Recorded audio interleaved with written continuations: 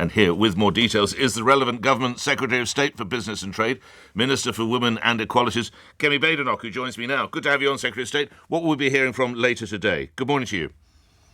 Good morning, Nick. Thank you very much. This year is the year of the SME, and we know that quite a lot of the time we talk about business, people think we're talking about big business, but small and medium enterprises are about 99% of businesses. So we're going to be launching a Northern Powerhouse Investment Fund that's worth about £660 million. You talked about apprenticeships. We'll be fully funding them in small businesses from the 1st of April. There's a simplification package for all the red tape which they have, removing burdensome reporting. So this is just another day for us to show how we are trying to make life easier for entrepreneurs and the people who are being productive and helping to grow the economy. Secretary of State, so many of my listeners run the sort of businesses that you and your colleagues are trying to get at. How can they learn more? Where do they get more details? So the UK gov.uk website has quite a lot of information. My department for Business and Trade, also has quite a lot of information. We've got a portal which can provide a lot of these answers. But we also have advisors who can be used by small businesses around the country, whether it's for information about exports, whether it's for information about the Help to Grow program. There are lots of programs which we're putting in place. Some of them might be very specific to a particular sector. We have a small business council which meets bringing SME leaders to inform government about what it is that they think we need to do. And then, of course, there's the stuff that we do around the budget, increasing the VAT threshold, for example, what we've done on the employment allowance for national insurance contributions, making it easier to hire people. All of those things add up to the package that we're putting together for small businesses. All right. Secretary of State, you won't be surprised while I have the benefit of you on the line, just a couple of other stories. One of your senior colleagues, Penny Mordaunt, finds herself in the news today. Are you one of Mr Sunak's allies who's furious with Miss Mordaunt for failing to distance herself from reports she's being lined up as a replacement leader? I think she has distanced herself.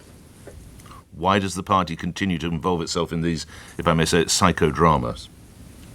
I don't think the party does. I think it is actually very easy for one or two people out of 350 to talk to the papers and generate news headlines. There is so much reporting that I read, even about myself, which I know is not true. The facts are that the party works very well together. Yes, of course, there will be some people who are unhappy. I'm not going to deny that. But we need to move away from the scenario where one or two people can create all the news and 300 others can't get a word in.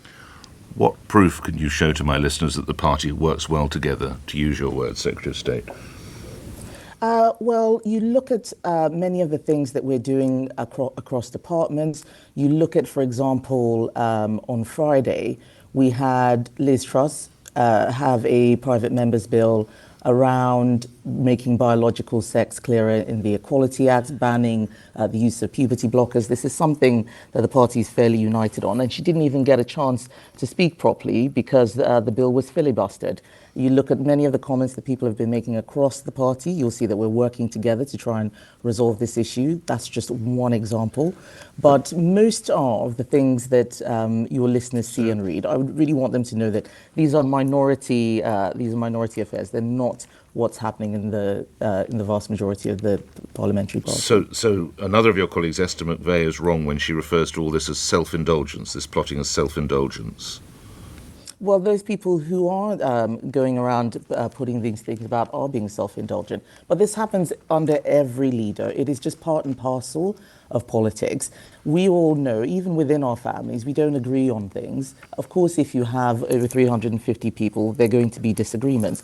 But we need to move away from disagreements being portrayed as plots or rows. This is what our job is, actually. Our job is to find a way through when we have disagreements, many of which are actually representing constituency interests, which often have tensions. So what's your message to colleagues who are actively plotting at the moment, putting forward names as possible leaders, including, indeed, your own Secretary of State? Well, I've said many times that people need to stop messing around and get behind the Prime Minister. But I think at this particular time, it's really important that we remember that there are thousands of councillors all around the country who are going to be standing for election in May. We need people to focus on what they have been doing to help their local communities and not be obsessed with Westminster psychodrama. So it's actually important that we help demonstrate, especially for those Conservative councillors who I want to see re-elected, what the government has been doing. You know, I'm here in Coventry, in the West Midlands.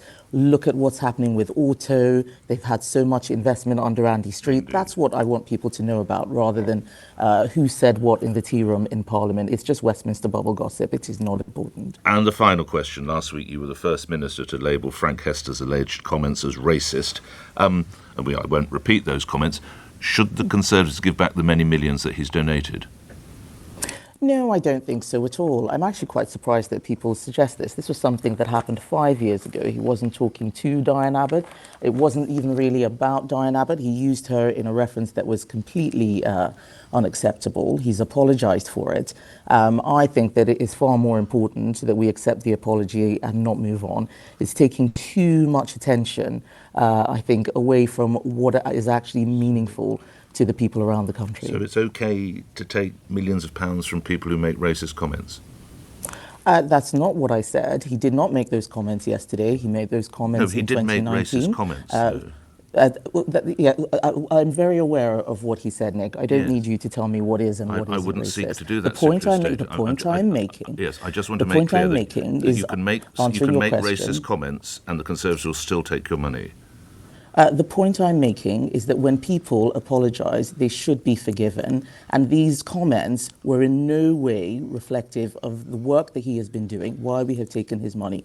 We need to get to a point where we stop chasing people around and looking everywhere for the racism. The person he's made the comments about, if I may finish, please, the person he's made the comments about has, of course, been suspended from the party for the same thing. We are ending up in a spiral where everybody is accusing and counter-accusing around racism. I think we need to move away from these things and actually focus on what matters to people. Here. But doesn't he at least have to accept the comments were racist? The donor himself. I think he's apologised for them. But he this, hasn't accepted we've they're answered racist, these questions.